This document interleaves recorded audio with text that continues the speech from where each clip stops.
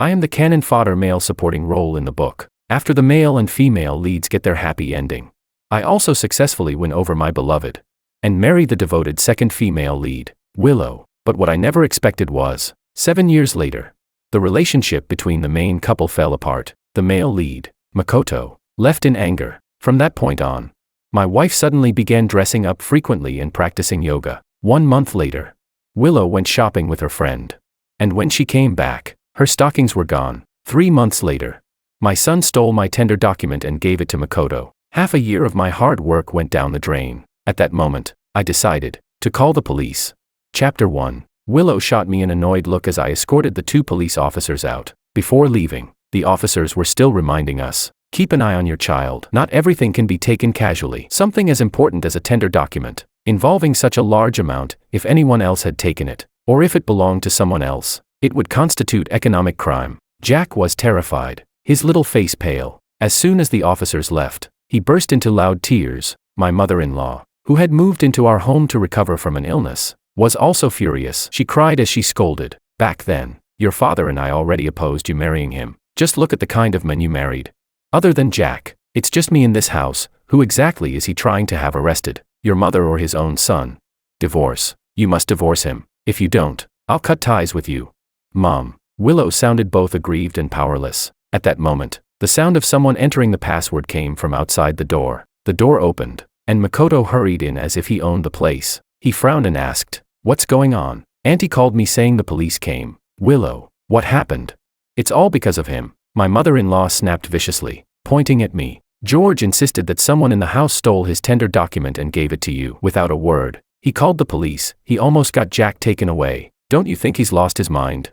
Willow pressed her lips together and said, Mom, that's enough. Take Jack upstairs first. Though still fuming, my mother-in-law carried the sobbing Jack upstairs, muttering curses under her breath. The bewildered Makoto finally seemed to understand what was going on. He looked at me with a half-amused, half-irritated expression and said, a tender document? You think the reason I beat you is because I stole a look at your tender document? George, believe it or not, I've never even opened that document. George, are you really such a sore loser? If you've got a problem, come at me. Taking it out on your wife and child, what kind of man does that make you? It was as if those words struck a chord deep in Willow's heart. She looked at me with disappointment and said, George, do you really think Makoto won just because his bid was lower than yours? Chapter 2. Yesterday was the bidding meeting. Makoto and I were competitors. He won. I lost. If you lose, you accept it. That's only fair. But the price Makoto submitted was too precise. That number made everyone on my team immediately suspicious. Did someone leak the price?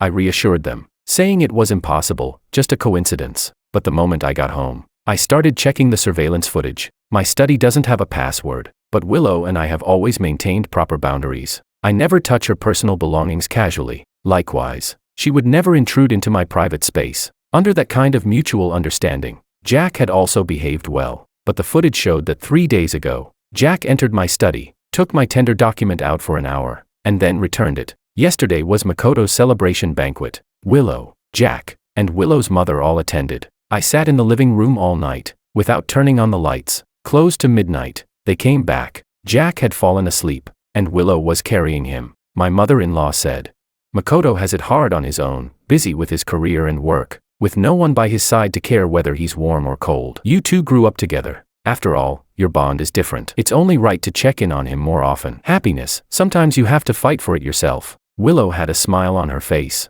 her expression light and relaxed, as she gave a soft The living room lights were switched on. When they saw me, they were startled. My mother-in-law shot me a glare, let out a cold snort, and went upstairs. Willow pressed her lips together slightly, her voice cool as she said, Why aren't you resting yet? Go to bed early. I'll take Jack upstairs first. I didn't say a single word. I sat there from night until dawn, until they woke up, until they started having breakfast. Right in front of them, I dialed the police. Hello, I'd like to report a case. Someone stole my tender document. Chapter 3. Willow said, George, do you really think Makoto won just because his bid was lower than yours? No, of course I knew that wasn't the case. A single quote alone wouldn't decide a project of this scale. I shrugged and said, Then Willow, you tell me, how did Makoto's company, which hasn't even been established for half a year, manage to break through and beat everyone else? George, what the hell do you mean? Makoto couldn't hold it in anymore. His eyes burned with anger as he glared at me, but I didn't even spare him a glance. I looked straight at Willow and said calmly, "Do I really need to spell it out for you? Without your father's approval and support, how could he have won the bid? It was you. You went to President Liu and begged him for Makoto." Willow bit her lower lip tightly. Makoto's face was full of disbelief. He looked at Willow, shaking his head repeatedly. "What does he mean? Willow, what did you do? Why would you go beg him for me? Didn't I tell you I could handle this on my own? Why would you still do something like that?" Willow's eyes turned red, her voice slightly hoarse as she said, "Makoto, starting a business isn't as easy as you think. You need a breakthrough win. You need something that makes everyone notice you. Otherwise, you don't even qualify to enter the game. So Willow sacrificed me to give him that breakthrough win. As for my son, Jack, he was just an extra touch on top of it." I looked away and went upstairs. Jack was curled up under the blanket, still sobbing. The moment my mother-in-law saw me, she shouted, "Who told you to come in? Get out." I said, "I need 5 minutes." She snapped, "What are you going to do now? Haven't you made Jack suffer enough?" I replied expressionlessly, 5 minutes. I agreed to divorce Willow. My mother-in-law froze. She asked, "Are you serious?" I nodded, "I am." Her face was full of suspicion and disbelief. She looked at me, then at Jack. After struggling for a moment, she gritted her teeth, stood up, and walked out. I closed the door and sat down by Jack's bed. He had wrapped himself completely in the blanket. I didn't scold him. I simply asked, "Are you scared?" The only response I got was louder crying. I said, "Looks like you do know what fear feels like. Jack, remember this feeling. Don't make the same mistake again." Jack pulled down the blanket. His little face was flushed, tears streaming down as he said, "I've never stolen anything. I've never stolen from anyone." I asked, "Then why did you steal from me?" He stammered, "This is my home, and you're my dad."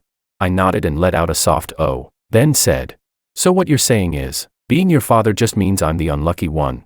For a moment, Jack froze, confusion filling his eyes. I looked at him and said, word by word, "Jack, remember this, if one day you truly break the law, neither your mother nor Makoto will be able to help you. When you do something wrong, the only one who bears the responsibility is yourself." I stood up and pressed my hand lightly on his head. "Jack, as your father, this is the last lesson I'm teaching you." Chapter 4. The moment I opened the door, I saw my mother-in-law grabbing Willow and shouting, "Even after all this, you still don't want a divorce? How did I end up raising a daughter so blinded by love?"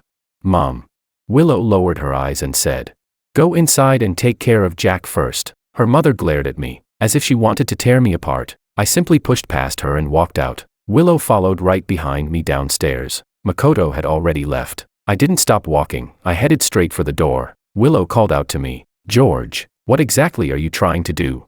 Since you already know everything, why did you call the police? Jack is your son. For the sake of your pride over winning or losing, are you really going to ignore your own flesh and blood?" I stopped and asked, "Last month, when you took Jack out, you were with Makoto, weren't you?" Willow froze for a moment. She looked confused and said, "Why are you suddenly bringing this up? What's the point of talking about this now?"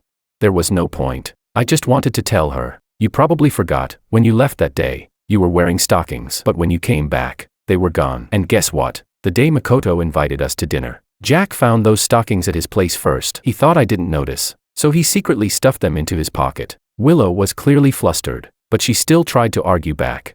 "What are you trying to say? Are you accusing me and Makoto?" "George, not everyone is as dirty as you think. I don't care about the two of you." I cut her off. "I just want to know, when a child not even 6 years old hides something like that, what kind of image does his mother have in his eyes?" Chapter 5. After leaving the house, I didn't go back to the company. Instead, I bought the earliest flight and headed to the capital. By dusk, I arrived at my destination. It was Sophia's driver who picked me up. There were all kinds of rumors outside, that Sophia was having an affair with her driver, Simon. People said her marriage with Makoto had fallen apart because of this, but I didn't believe it. I had known Simon before. He was the kind of person who was so upright that he came off as blunt and uncompromising. People around him often said he lacked emotional intelligence and didn't understand social niceties. A friend of his was being cheated on. Everyone knew, but no one was willing to say anything. People even advised Simon not to meddle in someone else's business, but he insisted on speaking up. Sure enough, afterward, that friend cut ties with him, blaming him for ruining a relationship that had lasted several years. But Simon said, "The reason I told him is because, as his friend, it was the right thing to do. If he resents me for it, that just means he's not worthy of being my friend. That's his loss, not mine." A person like that understands right and wrong, and also the cost of his choices. When I got out of the car, Simon reminded me. President Kim is not in a good mood. She probably won't give you much time. I nodded and thanked him. After pausing to think for 2 seconds, I handed the proposal in my hand to the secretary behind me. Sophia Kim was sitting not far away, resting her chin on one hand, her expression cool and distant. When she saw me, she blinked and said, "George, long time no see. I was quite surprised when I got your call. What's wrong? Did Makoto latch onto you again?" The certainty and sarcasm in her tone were completely undisguised. Back then, both she and Willow had a crush on Makoto. Makoto chose her. Now that their relationship had fallen apart, he turned back to Willow again. What a tangled mess of emotions. And with me, Willow's husband, added into the mix, it was practically a battlefield. So I nodded and said bluntly, "Yes, Makoto took the project I had. So I'd like to ask, President Kim, can I get a share of the International Trade Corridor project?" The ICE project Makoto had successfully bid for was in direct competition with the International Trade Corridor. He chose ICE to declare war on Sophia Kim. He wanted to show her that even if he didn't stay in the Kim group, as long as he wanted to, he could still build something successful. And Sophia clearly knew this. There wasn't a trace of surprise on her face. She said frankly, "Anyone can take on a project. Why should I give it to you?" I nodded in agreement. Shrugging, I said, "But my wife helped your husband. Shouldn't you return the favor and help me out?" Sophia froze for a moment. The next second, she laughed out loud. "George, you're interesting. How come I never realized you were this interesting before?"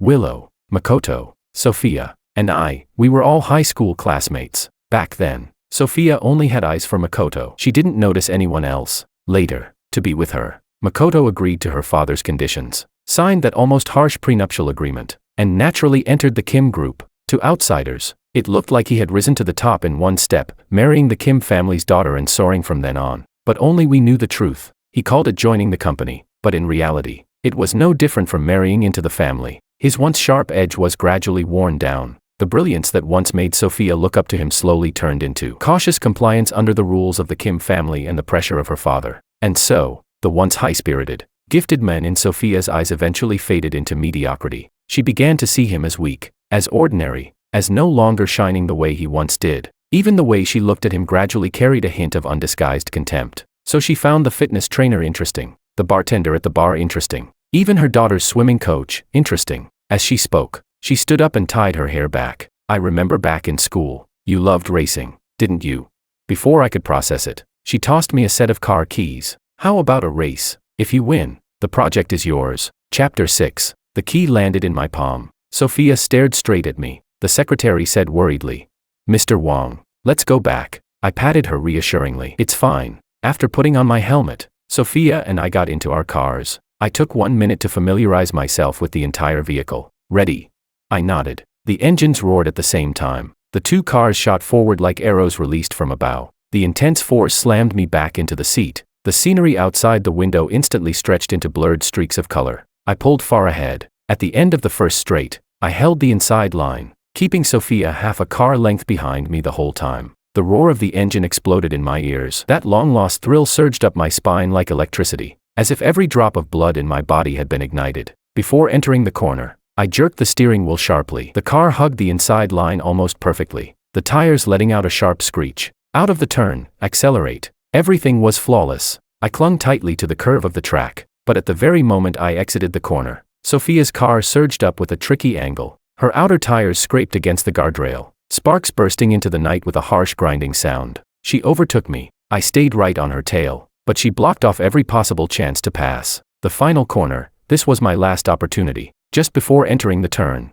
Sophia's car shifted slightly toward the outside. She left me a gap, barely enough for a single chance. This wasn't a mistake. It was a naked provocation, a taunt. My pupils contracted as I gripped the steering wheel tightly. In a split second, the opportunity could vanish. Closer, closer. As long as I floored the accelerator, as long as I squeezed past along her car, I could win this race. Chapter 7. I lost. My foot left the accelerator and, gently yet steadily, pressed down on the brake. Sophia's car sped off. Soon, even the taillights disappeared from sight. I stared out the window. There was nothing but darkness. I rolled down the window, and the cold wind howled in. By the time I reached the finish, Sophia was already leaning against her car, waiting for me. Compared to her earlier excitement, her expression had now turned indifferent. She said, "You lost, She said.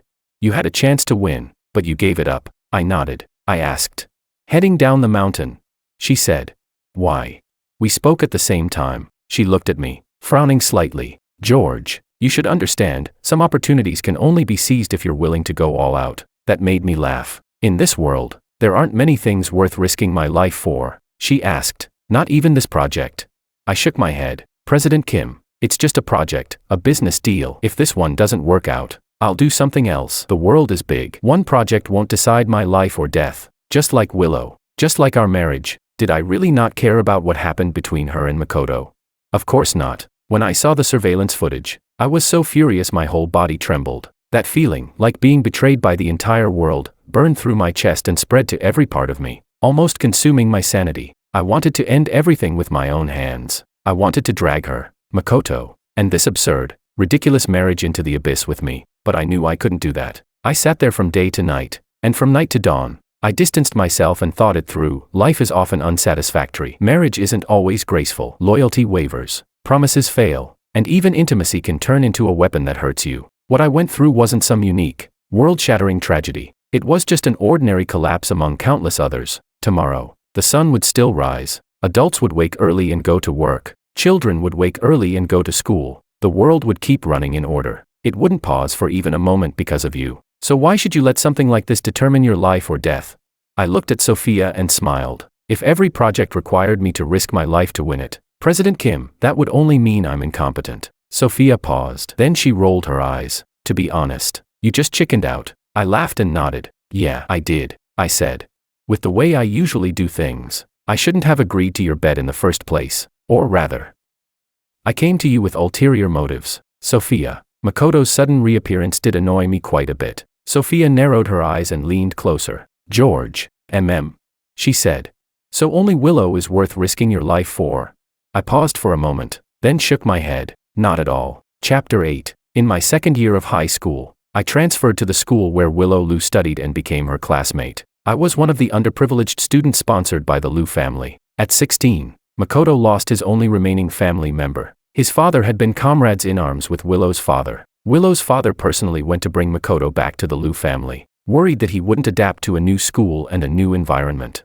They selected a group of sponsored students to attend school with him. I was one of them. At first, I had no interaction with any of them, until one day, Willow gave me 100 yuan and asked me to eat with her. She deliberately acted close, handing me the milk tea she had already drunk halfway through. But from the corner of her eye, she kept looking at Makoto and Sophia, who were joking around not far away. Compared to Willow's gentle personality, Makoto clearly preferred Sophia, the kind of girl who bickered with him like a playful rival. Willow kept hoping that Makoto would look at her, that he would care, that he would get angry, but he didn't. Makoto only glanced at her indifferently, then continued joking with Sophia. Willow's expression dimmed, and she put down her chopsticks. I finished my food and asked, "Aren't you going to eat?" She shook her head. "I don't have an appetite," I asked. "Then can I take it?" Willow subconsciously asked. "Do you have a pet at home?" I said.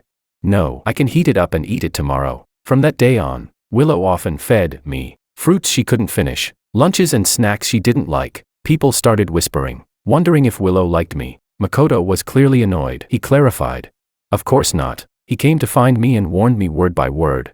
"George, Willow is getting close to you just to provoke me. Don't misunderstand, and don't get any inappropriate ideas about her." He sounded like he was already her guardian, but Willow suddenly appeared and snapped back irritably. "Who do you think you are? What gives you the right to meddle in my business?" Makoto, both angry and frustrated, said. "Am I wrong? Dare you say you're not doing this just to provoke me?" Willow bit her lip and asked. "Then did it work? Did I make you upset?"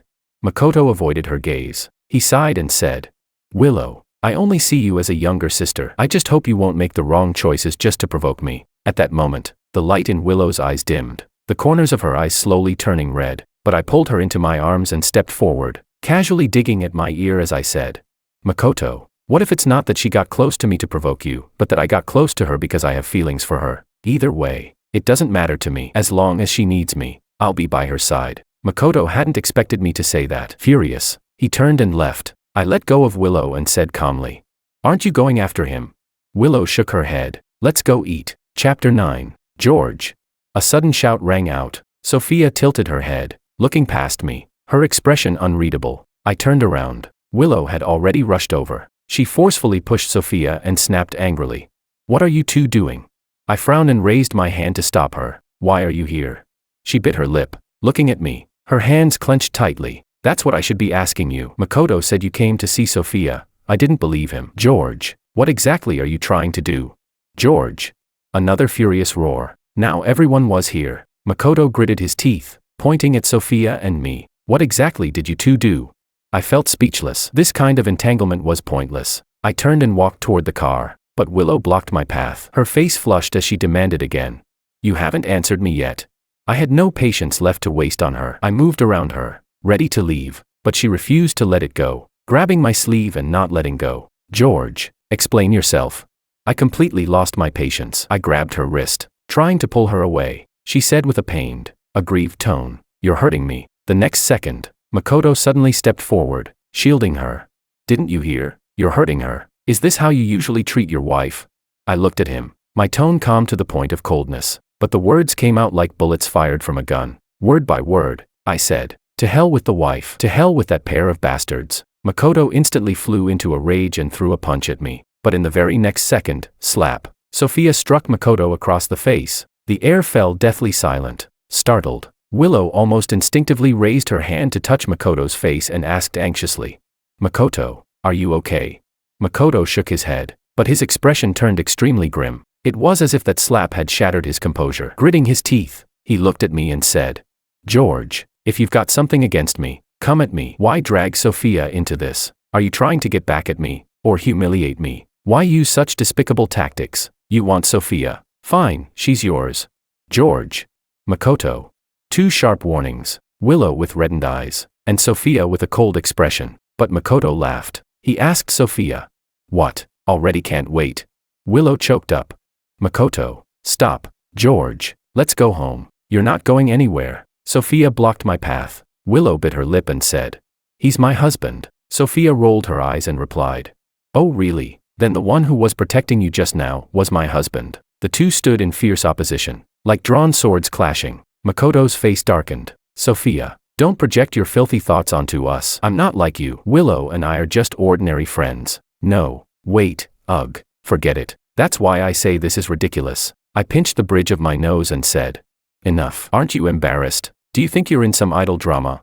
Willow, you know what you're doing, and I know what you're doing. There's no need to pretend in front of me." Makoto, that applies to you too. Chapter 10. In the end, I secured the International Trade Corridor project. Just as I was about to board the plane, Sophia's secretary called. "President Kim would like to invite you to the company tomorrow at 10 a.m. for a detailed discussion." I didn't know what made Sophia change her mind, and I didn't care. I immediately had my team fly over overnight. After a full day of detailed discussions the next day, 3 days of revising the proposal, we signed the contract 5 days later. When leaving, Sophia and I were on the same flight. She said she was going to visit her daughter. She asked me, "How old is your son?" "Almost 6. Is he well behaved?" "Mischievous." "Is that so?" Boys are always mischievous. Unlike my daughter, she's obedient and clingy. It felt surreal. I had never imagined that one day, I would be sitting with Sophia, casually talking about our children. She brought a small gift for her daughter. I didn't buy anything for Jack. She scolded me. "That won't do. Kids need surprises. If you bring nothing, he won't even look forward to you coming home." I nodded indifferently, but after getting off the plane, I still turned into a gift shop and bought a toy. Yesterday, Jack called me. After the call connected, he refused to speak. "Jack, if you don't say anything, I'm hanging up." Suddenly, he started crying. At first, it was soft, broken sobs. Then it grew louder and louder. Crying, he asked, "Are you abandoning me? You're not coming home anymore, right? Then, can you at least come to the kindergarten gate and secretly look at me?" To say I didn't care would be a lie. Over the years, I had owed Jack a lot. His birth had been an accident. Back then, my career had just started. It was the busiest time. Originally, Willow and I had agreed to wait 2 more years before having a child, but she poked holes in the protection and only told me after she got pregnant. She said it was her mother's idea, that if my business succeeded, I might change my feelings. So she resorted to this, but since she was already pregnant, although I felt helpless, there was still a sense of joy at becoming a father. After all, he was my child, my own flesh and blood. After becoming pregnant, Willow's temper worsened significantly. Even though I hired 2 nannies and agreed to let her mother move in to take care of her, And even though I took meticulous care of her whenever I returned home, Willow still lost her temper constantly. From small things like the food not suiting her taste, to bigger things like me coming home 10 minutes late, anything could trigger her breakdown. I was already overwhelmed juggling work and family, but she would call me again and again, making up all sorts of reasons for me to come home immediately. If I didn't stay with her, she accused me of not loving her, of not caring about the child. I was worn down, mentally and physically exhausted. When I found myself unable to balance my career and family, I even considered giving up my career, until she made me abandon that thought. Because during the startup phase, money was tight, but she insisted on staying in a top-tier postpartum care center that cost hundreds of thousands a month. I tried to explain it to her gently, but she accused me. I went through so much suffering to give you a child, and you think I'm not worth it? You think spending money on me is a waste? You're not the one giving birth, you can afford to not care. When I couldn't leave a business negotiation, she scolded me. Men only pretend to be gentlemen and good people until the woman gives birth. When my career started to improve and she wanted control over the finances, she hysterically shouted, "To give you a child, I sacrificed my youth and damaged my body, this is what you owe me." And so on. It was as if I had forced her to have the child, as if the child didn't even need to call her mother, as if, because she had given birth, I owed her for the rest of my life. But if you really looked closely, it was she who had calculated everything from the start. Now she was using giving me a child as leverage to control me. In truth, if she hadn't wanted to give birth, she could have chosen not to. She always had full autonomy over that decision. At that moment, I suddenly realized, a debt that can never be repaid is not one worth trying to repay. I shouldn't let her dictate my choices anymore. Chapter 11. So I made a firm decision. I arranged for a nanny for Jack and shifted my focus back to my career. As for those unreasonable demands, I ignored them completely. Willow's mother called me heartless, said I was the most irresponsible father she had ever seen. But so what? It was just Jack. Still, he was inevitably affected. Willow's mother would often tell him, "Your father doesn't treat you well. He doesn't even want you." The first time I heard it, I reminded her. The second time, I warned her seriously. The third time, I asked her to leave the house. That was when we had a fierce argument. And from that moment on, I asked Willow for a divorce. Later, Makoto returned to the country. Jack liked this uncle very much. He carried Jack on his back to amusement parks, bought him snacks, and patiently taught him how to ride a bike. One day, Jack asked me, "Dad, can you make toys, like little cars or airplanes?" I said no. He immediately turned away in anger. He said, "Uncle Makoto can. Why can't you?" I wasn't a particularly good father, but I still did my best to make time for him. I told him bedtime stories, sometimes one, sometimes two, and he would obediently lie down and fall asleep. But after Makoto appeared, even that stopped working. Jack asked, "Why can't you tell one more?" I said, "Because we already agreed on how many." He cried and threw a tantrum, even pounding on me with his little fists as he shouted, "Uncle Ito would, why can't you? Bad dad, you just don't like me." That time, I lost my temper badly. Willow was furious. She said resentfully, "Why are you arguing with a child? He doesn't understand. Do you not understand either?"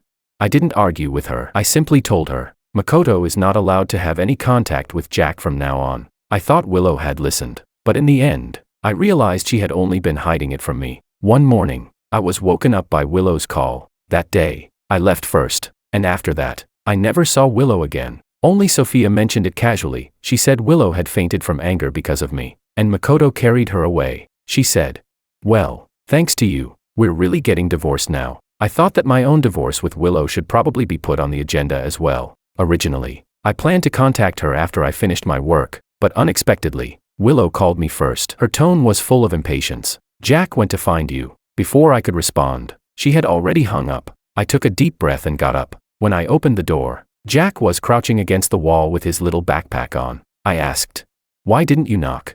Jack lowered his head and said nothing. I stayed silent for 2 seconds, then stepped aside. "Come in." After a quick wash, I came out and saw Jack still standing in the middle of the living room. I asked, "Have you had breakfast?" "No." His voice was dull and muffled. I asked, "What do you want to eat?" I opened the fridge, half a bag of bread, 3 eggs, and a pack of luncheon meat, a sandwich. "Okay." Jack nodded. I said, "Put your bag down and wait at the table." I wasn't good at cooking, but making a quick breakfast should be easy enough. Soon, I brought out 2 sandwiches. I had mineral water, and I gave him a bottle of milk. Jack kept his head down as he ate. After just a few bites, tears began to drip down. He looked pitiful. I reached out, trying to take the sandwich from his hand. He held onto it tightly. I'm eating it. I softened my tone. Swallow what's in your mouth before you cry. Cry after that. Then keep eating. Jack looked at me, lips trembling, and suddenly burst into loud sobs. Through his tears, he said, "Dad, you've never made breakfast for me before," I said. "I've never made breakfast for myself either," Jack asked with teary eyes. "Why?" I replied. "Because what I make tastes bad. So when I want to eat, I usually just order takeout." Jack froze, looking confused. I pointed at the food on the plate and asked, "Still eating? If not, I'll throw it away. It tastes awful." I tossed my own portion into the trash first. Even I didn't understand how I could make something so simple taste this bad. I said, "I want dumplings." Jack blinked. "I want dumplings too." We reached an agreement instantly. I dumped his portion into the trash as well. I said, "Grab your backpack. We're heading out." Chapter 12. After breakfast, I took Jack with me to the company. While I was in the middle of a conference call, he pushed the door open. His little face flushed red. He opened his palm, revealing a lollipop inside. He said, "The tall uncle with glasses gave it to me." He was talking about David from the marketing department. When we entered the company earlier, we happened to run into him at the door. He smiled and exchanged a few pleasantries, mentioning that his wife had less than 2 months left before giving birth. So I nodded and said, "Go ahead and eat it." Jack sat on the sofa, swinging his legs. Less than half a minute later, he ran over and asked me, "Dad, that uncle's wife is pregnant." I typed as I replied, "Yeah, what about it?" He said, "If his wife is pregnant, why doesn't he go home and stay with his family?" My hands paused on the keyboard. Because he still needs to work and make money. He looked confused. Is work more important than family? I looked at Jack. I remembered what David had said last time. Once this project is done, I'll get a generous commission and a year-end bonus. Then I can finally go home without worries and stay with my wife for the birth. But later, the bid failed. Even if follow-up projects came in, they would still require time and energy. I had told him, "It's fine, go back first. I'll keep paying your salary." But he said, "No, President Wong, honestly, I'm anxious. There's the baby to deliver and raise, so many expenses, and who knows what else will come later. Right now, the most important thing for me is to earn money. I need to personally follow this project to feel at ease. Yes, prenatal checkups, nutrition, hospitalization, delivery, a maternity nanny, baby supplies, and later formula, diapers, early education, childcare, all of it costs money. At a time like this, if the man stops working to stay home, and something unexpected happens, there won't even be anyone left to hold things together. How could adults live in a world where they ignore pros and cons and only follow emotions?" I explained all this to Jack in the simplest way I could. He nodded thoughtfully, though who knew what he was really thinking. What's the point of telling Jack all this? Willow's voice came from behind. I wasn't surprised by her appearance at all. I smiled and said, "Then who should I tell? You. Even now, you still haven't told Jack that my failure had very little to do with him. It was all because of you." I pressed a hand lightly on Jack's head. I said, "What he did, aside from disappointing me, has no real impact on me. You're different, Willow. You manipulated things behind the scenes and prearranged the outcome. Don't you think you owe an apology to everyone who worked hard for it?" Willow pressed her lips together, her face full of indignation. "George, you should understand better than anyone, business is like a battlefield. If someone wins, someone loses. Can you really say your success wasn't taken from someone else? Do you go around apologizing to every competitor?" I let out a cold laugh and said, "Survival of the fittest, that's the norm in business. But stabbing your husband in the back to benefit someone else, that's breaking the rules of the game." Willow froze. She said, "There's nothing between Makoto and me. Why won't you believe me?" I bent down and looked at Jack. "Why did you hide that stocking?" "George," Willow shouted, her face flushing red, "why are you bringing this up?" I just looked at Jack. He grew flustered and afraid under my gaze. He said, I don't know. Uncle Ito kissed Mom. Jack. Willow's voice suddenly rose sharply. Jack threw himself into my arms and burst into tears. Willow's breathing became rapid as she said, "That was just a misunderstanding. My stocking got torn that day, so I took it off." "Jack, he just saw it wrong," she said. "George, no matter what, this is between us. We can talk it through. You shouldn't drag the child into this." I picked Jack up. I said, "When you and Makoto couldn't control yourselves, did you think about that? And now you're asking me not to. Isn't that a bit too much?" I didn't. Chapter 13. Willow's whole body trembled. Her beautiful face twisted slightly from anger and grievance. She had never imagined that George would leave. George was always there. Just like he once said, whenever she needed him, he would be there. Back then, after being hurt by Makoto, she drowned herself in alcohol. She told no one, only called George. He rushed over immediately. She cried her eyes out, tears falling like pear blossoms in the rain, while George sat beside her doing practice problems. Willow was unhappy and kept bothering him, either bumping into him or snatching away the paper he was working on. George said helplessly, "If you keep this up, I'm leaving." Willow snorted, unconcerned. George wouldn't leave, she was certain of it, but she stopped disturbing him and even helped him when he got stuck on a problem. George looked completely shocked. Willow lifted her chin proudly. "What? You thought you were just dumb at studying?" She was different from George. George was the type who buried himself in books, quick-minded, but clumsy in method, always digging himself into dead ends. Willow gave him a few pointers. It was like George had discovered a whole new world. Whenever he had time, he would discuss studying with her. He improved rapidly, so fast that even Willow began to feel a sense of crisis. Luckily. Later, when Willow asked, "Which university are you planning to apply to?" George replied without even looking up, "N University." Willow let out a breath of relief. Sure enough, he had chosen the same school as her. Later, Makoto got together with Sophia. They made it official online. That day, when Willow stood in the rain, lost and at a loss, an umbrella appeared above her head. "Come on, I'll take you for a ride." It was George's voice. Willow's heart softened instantly. She stood on tiptoe and kissed him. Someone once asked her, "What exactly is your relationship with George?" Willow answered stubbornly, "He's just my simp, what else could he be?" If that was how she defined it, then how would George define it? Willow once asked George, "If one day we ended things, what would you do?" George thought for a moment and said, "I'd leave." This answer didn't satisfy Willow. Almost out of spite, she nodded and said, "Fine, then we're done." She turned and left, going out drinking and singing with her friends, but when she returned to the place she rented off campus, all of George's belongings were gone. She couldn't find him anywhere, not in the academic building, not in the dorms. She had never felt that kind of pain before. Even when someone told her George had only gone to another city with his advisor for an academic conference, she still couldn't calm down. She rushed to that city, found George, and said pitifully, "I'll never say we're over again." Only after George nodded did she finally breathe a sigh of relief. Willow refused to admit it. She couldn't live without George. Just like these past days, the house without him felt suffocatingly empty. She couldn't see him, couldn't touch him, couldn't hold him. Willow started drinking again. Jack said, "Mom, stop drinking." He looked exactly like George when he said it. Willow wanted to tell George that there was nothing between her and Makoto. She wanted to make up with him, but George picked Jack up,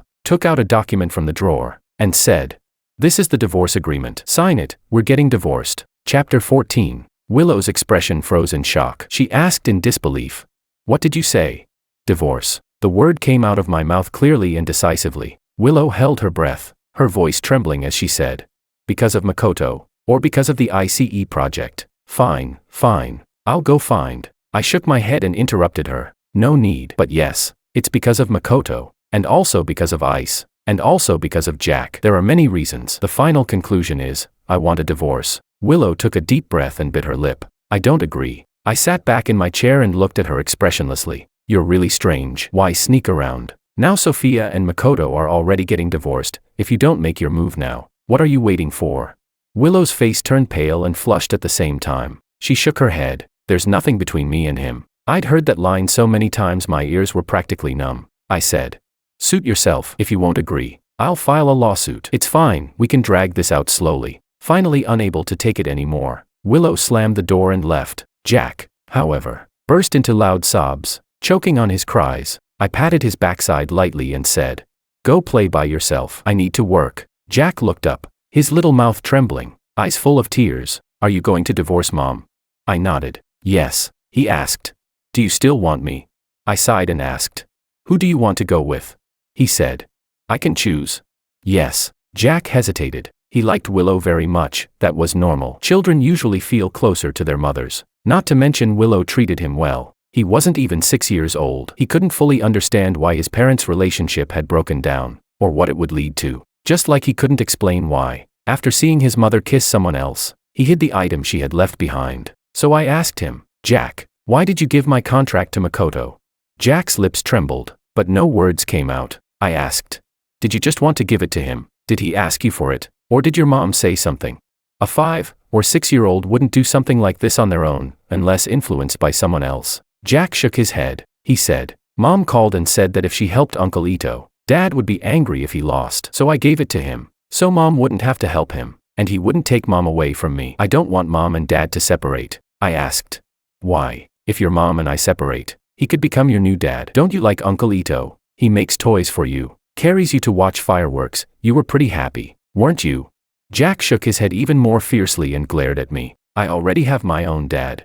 I sighed and patted his shoulder. If your mom and I divorce, who you choose to stay with doesn't matter. She'll always be your mom, and I'll always be your dad, Jack said in a muffled voice.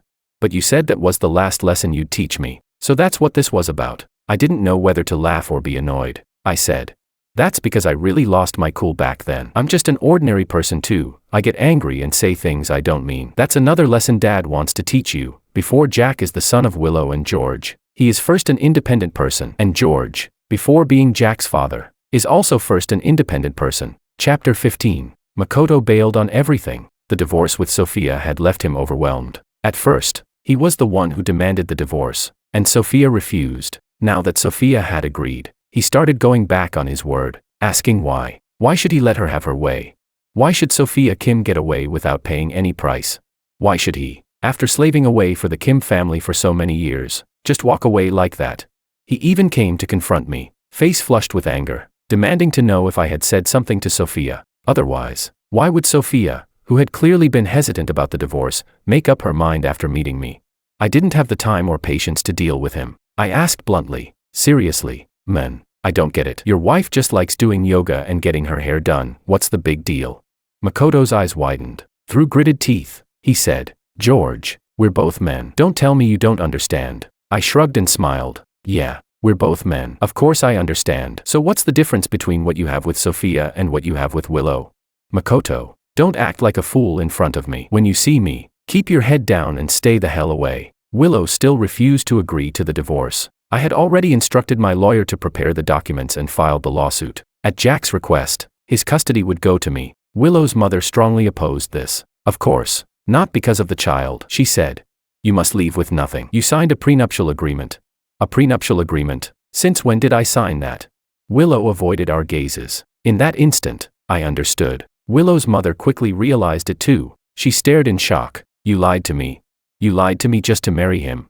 That's right. Back when Willow, Lou and I got together, the Lou family had strongly opposed it, for reasons similar to Makoto and Sophia's situation. We weren't from the same social class. I was an orphan, a poor student sponsored by the Lou family. What right did I have to marry their daughter? At the time, I didn't know about the prenuptial agreement, but thinking about it now, even if I had known, I would have signed it anyway. For an ordinary person, achieving upward mobility is incredibly difficult. The Lou family was the only ladder I could grab onto. What they could offer me wasn't just their inherent value, but more importantly, the resources and connections that only their class possessed. So for the sake of all that, what did it matter if Willow treated me like a simp who was always on call? So it was never that she approached me just to make Makoto jealous, it was that I had ulterior motives and deliberately got close to her. Whether she liked me or not had never been part of my consideration. Now, I was already in the game. Willow was just a boost. I could continue maintaining a polite and distant marriage with her, but only on the premise that she didn't drag me into endless trouble. Too much trouble. Now, the trouble Willow brought me had already outweighed the advantages the Lou family gave me. I didn't mind cutting things cleanly and quickly. In the first trial, the divorce was not granted. That was within my expectations. That was also why I was in such a hurry to push for the hearing. I needed to move things along quickly. I wanted to get to the second trial as soon as possible. And as soon as the first trial ended, the ICE project blew up. Chapter 16. Makoto's mind was no longer on his career. The project manager he hired abused his position for personal gain, embezzled nearly 10 million, and fled. Makoto simply dropped everything and ran as well. He said, "This was forced onto me by you in the first place. Now I'm giving it back to you." I don't know how Willow originally made her promise to her father, but I figure she probably feels like she's just eaten a pile of crap right now. Makoto left, and he made a decision. Drag Sophia down with him. He wouldn't agree to the divorce. Sophia, however, didn't care at all. She said, "You made me realize something. You said that if a person is the same after 10 years as they were 10 years ago, that's not right. Time moves forward. People change, from immaturity to maturity. How could there be no change at all?" But Makoto hasn't changed. He was immature and irresponsible 10 years ago, and he's still the same now. I raised my hand and interrupted her. I said, "Let's talk about work." There was no point continuing the conversation. Maybe Makoto had his own issues, but Sophia cheating on him was also indefensible. The difference was, she was openly messy about it, unlike Willow, who hid things and refused to admit them. Between her and me, our business relationship was already the limit. There shouldn't, and wouldn't, be anything deeper. After returning from City A, Willow came to see me again. This time, it wasn't about personal matters. She said her father wanted to outsource ICE to me. I didn't give her a direct answer, just said I'd think about it. Then I turned around and called David and Simon. The next second, President Wong. No problem. ICE, we're taking it. Chapter 17. Jack was about to graduate from kindergarten. For his first graduation ceremony in life, the teacher asked if any parents would like to come and give a sharing session. I took the job. That day, Willow was there too. I walked slowly onto the stage, holding a special house in my hands. The walls were made of semi-transparent wax paper stretched over a wooden frame, faintly revealing the interwoven structure inside. This was a model I had spent 3 days making, with Jack's help. I said, "Hello everyone. I'm Jack's father. My job is to make houses grow from blueprints. Today, what I've brought is a house that hasn't put on its clothes yet. Look here, this is the foundation. It's buried at the very bottom. You can't see it, but it's very important. Just like the things deep inside each of you, what you believe in, what you like, what you want to become, those are things others may not easily see, but they are what allow you to stand firm for a lifetime." I slowly, unhurriedly took the house apart piece by piece, then put it back together again, from whole to broken, and back to whole again, just like a person's life. In childhood, it seems complete, but that's only an empty shell. It needs the person themselves, others, and society to add bricks and build it up, until, in the end, it becomes a complete structure. Amid loud applause, I finished my speech. Jack was already standing, his little face flushed red, his eyes shining so brightly that Willow could hardly contain herself. When I stepped down, he threw himself into my arms. "Dad, you're the best dad in the world." That day, Willow and I acted as if nothing had ever happened, accompanying Jack through a perfect day. That night, after saying goodbye to us, Willow didn't go home. She went to a bar and drank herself into a stupor. In the early morning, she called me. Her voice was weak and powerless. She asked, "Why? Jack made you so angry, you even called the police, yet you still forgave him. Why can't you give me, Willow, one more chance?" I was woken from my sleep, my tone impatient, because in this world, the only person related to me by blood is Jack. As for you, there are plenty of women in this world. I don't educate, I select. Half a year later, Willow and I officially divorced. During that time, she tried to win me back, but aside from when she wanted to see the child, I never met her privately. She came to understand, there was no possibility left between us. When adults end a relationship, they convert all warmth into rational calculation. From then on, mountains high and rivers far apart, each goes their own way.